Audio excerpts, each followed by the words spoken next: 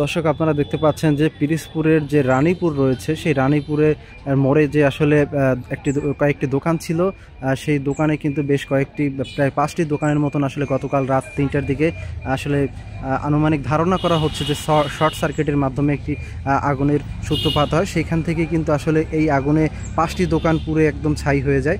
এখানে বেশ কয়েকটি দোকান ছিল, 5টি দোকানের মধ্যে মুদি মনোহরের একটি দোকান ছিল, স্বর্ণের দোকান ছিল এবং পোলট্রি যে ফিডের যে খাবার, পোলট্রি ফিড খাবার, সেই পোলট্রি ফিডের খাবারের কিন্তু একটি দোকান ছিল।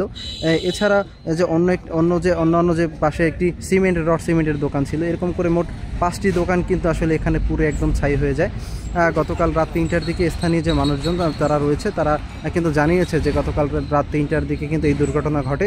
এরপরে কিন্তু ফায়ার সার্ভিসের সহযোগিতায় কিন্তু আসলে এখানকার যে আগুন, সেই আগুন কিন্তু নিয়ন্ত্রণ করে এরপরে কিন্তু আগুন নিয়ন্ত্রণ করা হয়। কিন্তু পরে কিন্তু আসলে যে আগুন নিয়ন্ত্রণ করতে কিন্তু আসলে এখানকার যে ব্যবসায়ীরা রয়েছেন তাদের কিন্তু সর্বস্ব হারিয়ে তারা এখন নিঃস্ব অবস্থায়। আমি সেই ব্যবসায়ীদের সাথে কথা বলেছি, তারা জানিয়েছে যে এখানে যে ক্ষয়ক্ষতি হয়েছে তা প্রায় 30 লাখ টাকার মতন ক্ষয়ক্ষতি হওয়ার আশঙ্কা রয়েছে, এমনটাই জানিয়েছে। এ বিষয়ে স্থানীয় যে মানুষজন রয়েছে তারা কিন্তু আসলে এমনটাই জানিয়েছে। আমরা দেখতে পাচ্ছি যে আসলে এখানকার যে এই যে মুদি মনোহরের যে দোকানটা, এখানের যে প্রচুর পরিমাণে জিনিসপত্র ছিল, ফ্রিজ ছিল, অন্যান্য যে জিনিসপত্র ছিল সেগুলো কিন্তু আসলে পুরো একদম ছাই হয়ে গিয়েছে আমরা দেখতে পাচ্ছি। এছাড়া এই যে পাশের যে একটি স্বর্ণের দোকান ছিল, সেই স্বর্ণের দোকানের বেশ ক্ষয়ক্ষতি হয়েছে। পাশে একটি ফার্নিচারের দোকান ছিল এবং পোলট্রি ফিডের খাবারের দোকান ছিল, সেই পোলট্রি ফিডের খাবারটাও কিন্তু একদম পুরো একদম ছাই হয়ে গিয়েছে। আমরা দেখতে পাচ্ছি যে এখানকার এই যে মুদির যে দোকানটি, সেই দোকানটির যে জিনিসপত্র, তিনটি ফ্রিজে থাকা মালপত্র সব একদম পুরো ছাই হয়ে গিয়েছে এবং এখনও দেখতে পাচ্ছি যে আমরা আসলে আগুনের ধোঁয়া উঠছে। এটা গত রাত 3টার দিকে কিন্তু আসলে এই দুর্ঘটনাটা ঘটে। এটা পিরিজপুর জেলার যে রানীপুর নামক জায়গা রয়েছে, সেই রানীপুর নামক জায়গায় কিন্তু এই দুর্ঘটনা ঘটে গত রাত 3টার দিকে। আমরা স্থানীয় কয়েকজনের সাথে কথাও বলেছি, তারা এই বিষয়টা সম্পর্কে জানিয়েছে। তারা আসলে খুব স্পষ্টভাবে বলতে পারেনি যে আসলে কী কারণে আসলে এই আগুনটি লেগেছে। তবে ধারণা করা হচ্ছে যে পাশের দোকানে যে স্বর্ণের দোকান ছিল, সেই স্বর্ণের দোকানের যে শর্ট সার্কিটের মাধ্যমে কিন্তু এই আগুনের সূত্রপাত হতে পারে বলে তারা মনে করছেন। এবং স্থানীয়দের মতে ফায়ার সার্ভিসের যে কর্মীরা রয়েছে তারাই এমনটাও জানিয়েছেন যে আসলে শর্ট সার্কিটের মাধ্যমে এই দুর্ঘটনা ঘটতে পারে। তো আমি দোকান ঝাপটা আটকে তালা দিয়ে চলে গেছি। তালা দিয়ে চলে যাওয়ার পরে রাত্র 3-4 বাজে তখন আমার পাশের দোকানদার আমাদের ফোন দিয়েছে যে তোমার দোকানে আগুন লাগবে, তাড়াতাড়ি আসে।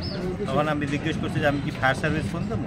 তো বলছে না, ফায়ার সার্ভিস ফোন দেওয়া হয়েছে, তুমি তাড়াতাড়ি। এরপর এই যে ফায়ার সার্ভিসে পানি দিয়ে আগুন নিভাইতেছে। 20 লক্ষ টাকার ক্ষয়ক্ষতি আছে।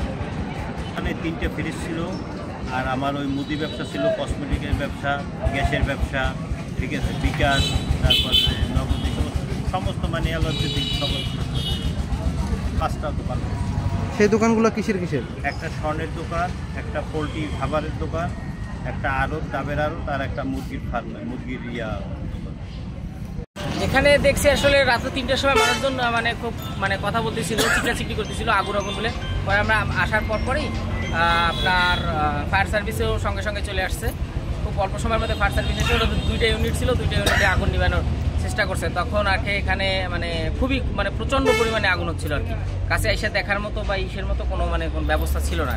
আসলে প্রেক্ষাপটে আসলে এরকমভাবে বলা যাচ্ছে না। তবে ফায়ার সার্ভিসের যারা কর্মকর্তা ছিল তারা সাময়িকভাবে যে তদন্ত করছিল তাতে বোঝা গেছে যে এটা শর্ট সার্কিটের মাধ্যমে আর কি আগুনটা লাগার সম্ভাবনা আছে। তবে দেশের যে পরিস্থিতি তাতে হয়তো অন্য কিছু আশা করা যেতে পারে। 9:30টার দিকে আমি চলে গেছি বন্ধ করে, কিন্তু আমি এই রাত 3-3:30 দিকে খবর পাইছি যে দেখো আগুন লাগেছে। 3:30 দিকে সেই মাইক ধরে সবাই আইছি। আসার পরে দেখতেছি কিছু নাই। আমার মনে করেন শোকের যে যা ছিল আমি নিয়ে গেছিলাম, কিন্তু ওই সাইডে কাজের সাইডে যে কাজকাম করে যে রূপগুলো, এতে হয়তো আনুমানিক 12-13 ভরি রূপ হতে পারে। আর আপনার ওই সোনা ছিল, ওই কুচো কাটা নাক তুলে এই তো একটা এখানে সাইড হতে বা দোকান হতে পারে, সোনা এমন ছিল না।